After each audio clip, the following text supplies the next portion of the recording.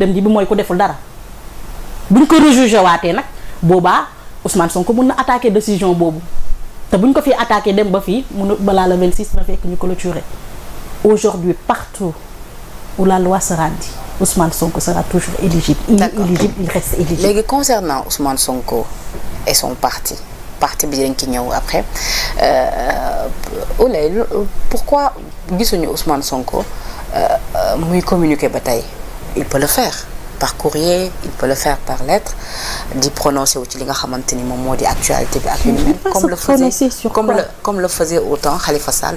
parce que Khalifa Sall à se rappeler que ni Khalifa Sall bi ñu ko jàppee kaso mais da daan attu ci li nga xamante ni moom moo di actualité bi au moins nit ñi di xam ni. pour que les gens se rappellent de lui. oui mais Ousmane Sonko moo yor game bi dafa soxla di communiquer mais vous parlez de Ousmane Sonko à longueur de journée.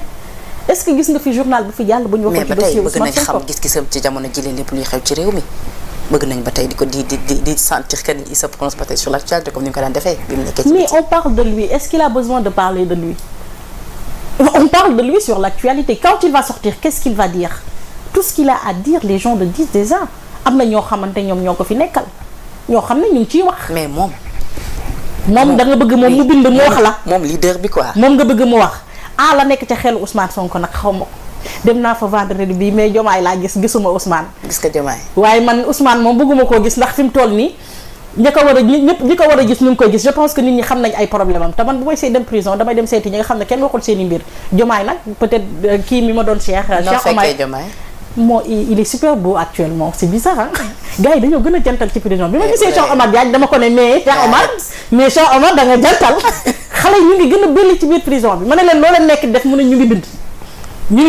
bind ci bind lan ay projet préparer lan Sénégal ñu ngi bind di préparer Sénégal ànd ak seen sourire bu am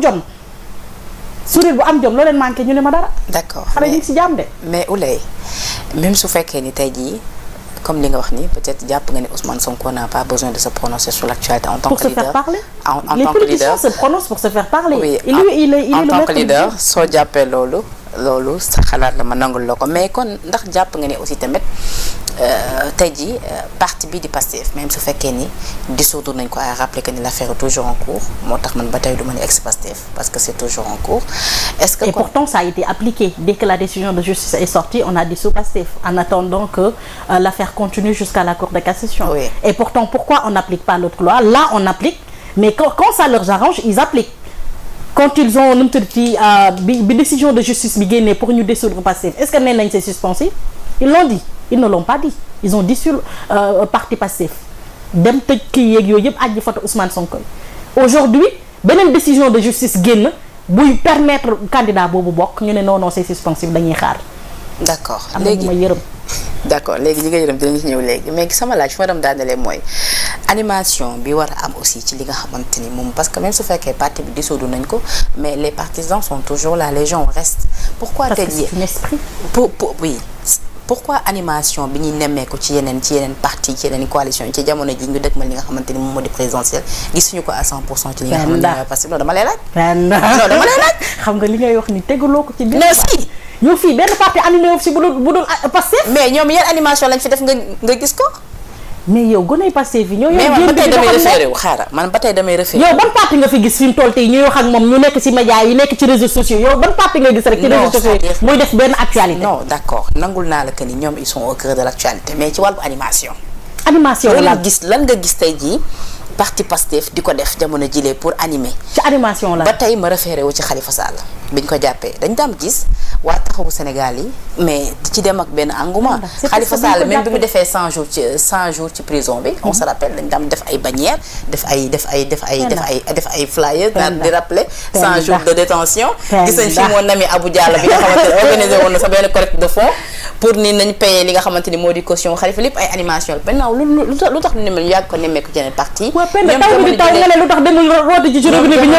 seen leader nekk ci li nga xamante ni moom moo di ci kasa bi te gisuñu ñu fas. mais pendant quand les politiciens sont en prison ils ont peur de se faire oublier là ils ont besoin de faire des activités de gauche à droite alors quand toi on parle de toi tout le temps est-ce que tu as besoin de faire des activités pour que les gens parlent de toi est-ce qu'aujourd'hui Ousmane Sonko a besoin de faire des activités ou bien écrire quelque chose pour se faire entendre ou bien pour ne pas se faire oublier am ban xanaa ma ne rof bu ëpp nag day yàq jën ñoo xamante ni on parle de tout le temps sur les scènes médiatiques sur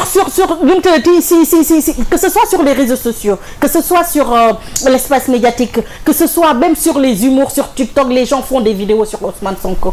Tout le monde parle d'Ousmane Sonko dans les places publiques. Si stade yi ñëpp Ousmane namm naa la chaque jour ñu génneel ko woy bu bees. Mais est-ce qu'ils ont besoin de faire quelque chose pour se faire entendre ou bien pour ne pas se faire oublier? Quand Ousmane a dit que je suis Diomaye man la faut tourner Diomaye nga gis. Ces personnes-là n'ont pas besoin de faire une activité pour se faire connaître ou bien pour dire voilà on est là et on est toujours dans le game parce que c'est eux les maîtres de game en fait ñoom ñoo yor game bi téye ko di dox ak moom ils n'ont pas besoin de faire ça et ça tout le monde le sait tey boo gisee ñuy xaru di def lu ñu mën suba ngoon guddeeg bëccëg bëgg sa waay lu mu tëdd teg xam nañ ne bu ñu demee ak ñoom 15% sax duñ ko am. D'accord Ouleye si Diomaye était élu président de la République du Sénégal. lan la ci Ousmane Sonko mën a risquer c'est-à-dire est-ce que Ousmane Sonko dans ce cas-là en tant que leader. Diomaye nekk li nga xamante ni moom moo di poulain finalement. devenu président de la République. est-ce que Ousmane Sonko je dirais ne serait pas rangé dans les oubliettes quelque part parce que lu ñu mel dafa nekk problème leader politique yi moo tax sax boo seetloo bëgguñu ay numéro 2 parce que jàpp lu ñu mel danger la. moo tax sax ñenn ñi dañuy préférer bu ñu demee sax ba cappaandaw dañuy préférer ni amuñu candidat wala bokkuñu comme ce qui s'est passé en 2019 ak waa PDS gis nañu Ablaye Wade ba mu demee ba xam ne amul candidat dafa préférer bàyyi ba dernier minute ni neutre na et que gars yi mi ku ci nekk xoolal ku la neex nga votel ko. Et c'est pour ça que je dis Ousmane n'est pas fou hein. Lui il réfléchit et des années de lumière aussi. Kan moo nekkoon numéro 2 Pastef balaa Bassirou Diomaye Faye? Ne me parle pas d'Abbas. kan la woon. xamoo woon ku nekkoon numéro 2. xamu ko. Diomaye laa ko yàgg teg. non du Bassirou Diomaye Faye moom nekkutoon numéro 2 ah. du woon Birame Souleye. moom moo nekkoon numéro 2 Pastef boo ko naan numéro 2 mooy xoogaliku Ousmane moo defaat moo laalaat bagages yi. lu tax tey pourquoi Ousmane Sonko a porté son choix sur Bassirou Diomaye Faye? Aujourd'hui il porte son choix sur Birame Souleye, c'est un choix de danger. Il porte son choix sur Abbas man maa koy njëkk ne fi mu laal foofu baaxul parce que ce sont des personnes yoo xamante ne ils peuvent le trahir ces personnes-là et je n'assume l'entière responsabilité de ce que je dis. Ce sont des personnes Abbas Fall Birame ak Birame Souleye et les autres peut-être on pourrait passer mais la personne de Bassirou Diomaye acte lañ posé ba tax ku ci mel ni Bassirou Diomaye ba tax nga tiré boobu conclusion ci ñoom ñaar. ban acte lañ mais il y a beaucoup de choses yoo xamante ne ça se passe si biir parti Pastef nu ma toog fii di ko wax mais en âme et conscience et avec les informations que je détiens je me dis que ces deux personnes là muñ leen choisiroon kon sénégalais sax ñoo dul votel Pastef parce que les gens ont nit ñi dañoo am regard am analyse sénégalais ñoo defatul moom laa lay wax kenn mënatu leen nax.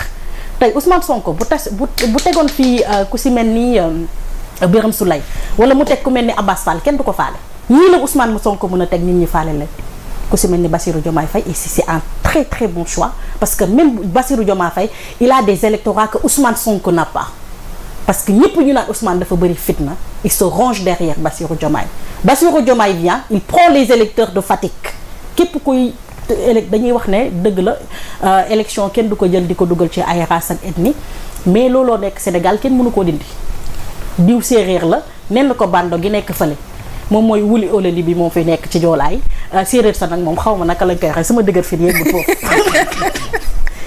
Bassirou Diomaye Faye moo ëpp électorat ki nga xam ne mooy Ousmane Sonko tey non seulement dafa naroon jël électorat Ousmane Sonko ba pare jël ñii nga xamante ne dañoo nekk entre deux parce qu'ils ont peur de Ousmane parce qu'ils se disent que ne déjà ñoom yéey nañ seen esprit que ne c'est un homme violent et moi je trouve que il est loin d'être cela la personne kon tey Bassirou Diomaye Faye c'est un très bon choix Guy Marius Sagna ça pourrait l'être mais Bachir est le meilleur candidat après Guy Marius Sagna ces genres de personnes là jamais ils vont trahir Ousmane Sonko.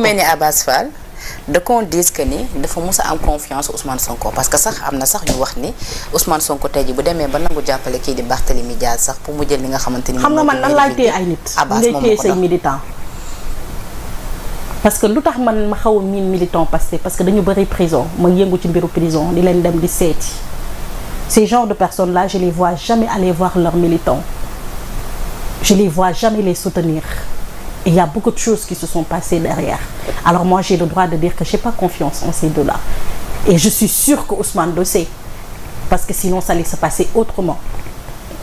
te tey man dem naa ba damay pousser sax ne su ma demoon ba nguuru Ousmane Sonko faloo lu ci dol ni si ñaari personnes yooyu ñu teg leen ci ngóor gi ndeysaan samay xarit lañ nag de mais je dis ce que je pense. kon dans ce cas-là est-ce que mun nañ douter ci seen sincérité bu ñu waxee ni tey jii. c'est pas parce que moi je doute de leur sincérité. non que tout le monde doit douter de leur sincérité. maa ngi ñëw xam nga ñoom ils ont été 5 au départ. dem jëli ji li nga xamante ni moom moo di leur fiche de parrainage. du dëkk finalement ñu opté pour kii di Bassirou Diomaye Faye. après ci communiqué bi nga xamante ni déggoon nañ El Malick wax ko. ci déggin loolu day wane ni am nañ consensus. ci ginnaaw ki nga xamante ni moom moo di Bassirou Diomaye Faye. mais bu ñu gisee ni ku ci nekk tey jii.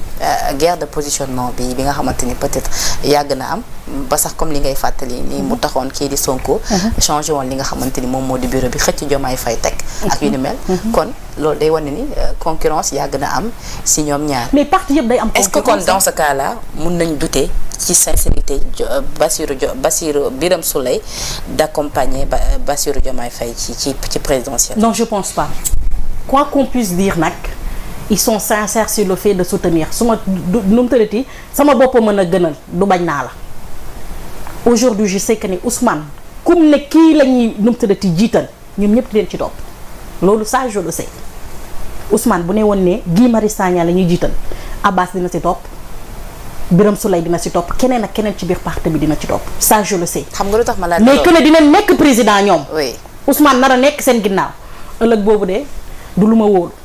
nga ni. que ne ñoom bu leen Ousmane jiitaloon tey ñu nekk président Ousmane war a topp seen ginnaaw du ëllëg bu ma wóolu mais Ousmane bu jiital Bassirou Diomaye Ousmane bu jiital Guy Marius Sagna ëllëg bu ma wóolu la ndax xam naa ne dinañ ko delloo ngor ba mu jeex tàkk. kon waxuma nag ñoom amuñu ngor. waxee Sénégal dafa gis-gis ngay wax non dañ la fi teg. waaw nga wax sa gis-gis. waaw Sénégal dafa métti dama dañ ñu ne Ouleye nee nañ amuñu ngor. non sa gis xoolal xam naa la yaa ngi xuus foofu li ma gën a dugal. non xaaral Ouleye génn ma pax ni ma dugal. mënu fa génn parce que fi nga taxaw nag dafa am solo. dañ lay génn pax ni ma dugal parce que point yi dafa bëri te une heure de temps nga am. non c'est-à-dire Ouleye nay neex est-ce que kon cib tënk tey ji li nga bëgg wax foofu mooy benn Birame Souleye bu nekkoon tey ji président de la République ci fidélité am ak Ousmane Sonko Bassirou Diomaye Faye nga ci gën a wóolu. moom laa ci gën a wóolu je le dis très très sincèrement très très sincèrement parce que les deux personnalités et les deux personnes ne sont pas les mêmes aujourd'hui c'est vrai que ne mbaax ak jub mu ngi ci Ousmane mais bàyyilul dara Bassirou Diomaye Faye ci mbaax ak njub bàyyilu ko dara te lépp luy jot a xew ci parti Pastef après ça te donne une idée des personnes ñoom nag mun nañ dox tu sais da ngay dox rek mais xamoo comme man nu ma xamulee luñ ma xamal ñeneen mun nañ bañ a xam luñ leen xamal. mais c'est-à-dire pourquoi un Birame Souleye bi nga xamante ni tey jii moom mook Diomaye ñoom ñaar même génération lañ pourquoi Birame Souleye accepterait-il de se ranger derrière Diomaye Faye sachant que ni ñoom ñaar dafa mus a am guerre de positionnement am. non waxuma la ñoom ñaar dafa mus a am guerre de positionnement non yow loolu même boo ko waxul. yàgg nañ ko ruumbalaat ci suuf. waxuma la dañoo am guerre de positionnement ñoom ñaar dégg kaay nag ma wax la gis nga ba sax am ñu naan parti bi dafa am ay clan Birame xam nga lu neex ci Pastef ak clan Diomaye Faye. xam nga lu neex ci Pastef en plus man lu ma jaaxal. déedéet amul clan gërëm xam nga lu neex ci Pastef ñoom ñëpp Ousmane leen jiite bu nee lii la tey bi ñuy ànd ak Barthélémy Dias mais ñu bëri nanguwuñu ko woon ci biir parti bi xale yi ngay gis ñuy militer yëpp nga xam ne tey lu Ousmane Sonko am ñoom ñoo ko may ndax ñoo koy partager ci réseau yi ñooy daw ci ginnaawam ñooy dugg prison ndax moom ñooy nu mu tëddati ñooy naan lacrymogène ndax moom xale yooyu d'accord nañ ci woon musuñu see d'accord nag te y a beaucoup de personnes qui sont venues dire à Ousmane on n'a pas confiance à Barthélémy Dias mais moom moo leen wax dal leen j'ai confiance en lui non xaar leen dugg na fii génn na fii tey bi ñu demee ba Barth ak Ousmane def nii mais demal nga interroger goney Pastef yu bëri dañ lay naan alhamdulilahi rabbil alamin ndax non seulement ils étaient pas d'accord mais dañ doon gis ne dañoo dem ba di leen féewale sax ak Ousmane Sonko xale yëpp dañoo ne waaw ndax Ousmane moo ne moom la xam nga lu neex Pastef ci parti politique yu bëri lu amut moom moo fa am bu fu Ousmane joxoon ñoom ñëpp fa la ñuy xool. d'accord loolu moo neex Pastef mais moo tax tey ko Ousmane tànn oui. que mu nekk Bassirou que mu nekk nu mu te Birame Souleye que mu nekk Abbas que mu nekk koo mënti gis ko Ousmane tànn dañ fay xool ça loolu mën naa leen ko seedal seen mais parti depuis le choix de Diomaye dañoo gis benn mutisme ci envers les Birame Souleye. non y a pas envers de les mutisme quand même j'ai pas vu cela. non xaaral envers les Abbas Fall et autres. maintenant même pour gis leen ci ay plateau sax problème la koo ci woo il veut pas communiquer alors que ci période de communication lañ nekk lu ni mel aussi itam est-ce que yooyu yëpp boo ko dajalee mënul tax ñu douter quelque part ci li nga xamante ni moo di seen sincérité envers Diomaye ndax nangoo man loolu ba tey mooy sama laaj wax oui mais am na ñoo xam ne bu ñu yoree ndax waxuñu ci kaw waaw d'accord nañu alors que ci suuf d'accord ñoom ñoo la ne ci suuf d'accord non dama ne ndax wax nañ ci kaw d'accord confirmé wu ma de ma ne Bassirou Diomaye Faye ce choix là ñoom ñëpp dañu ci d'accord parce que Ousmane moo fa joxoon ñoom ñëpp dañuy xool loolu man maa la ko wax que ne nag ne bu ñu leen tànnoon moo leen yi gënal mais que ne Ousmane nee na Bassirou ñoom ñëpp a ci d'accord pen da gënal ci ruq boobu ta nga ñëw ci beneen point. waaw d'accord dinañ ñëw ci beneen point yow kër gi sa kër la léegi yow yaay diriger amul yow yaay diriger une heure de temps. non waaw d'accord tey moom yaa ngi limité temps bi da nga bëri dina keroog dara pas souci Ouleye barki démb gis nga investiture Amadou Ba waa parti socialiste investir nañ ko ñu xëy le lendemain AFP mais bon ba tey parti socialiste sax seen investiture moo gën a am buzz que bu AFP man AFP man xaw ma léegi lan mooy problème bi parce que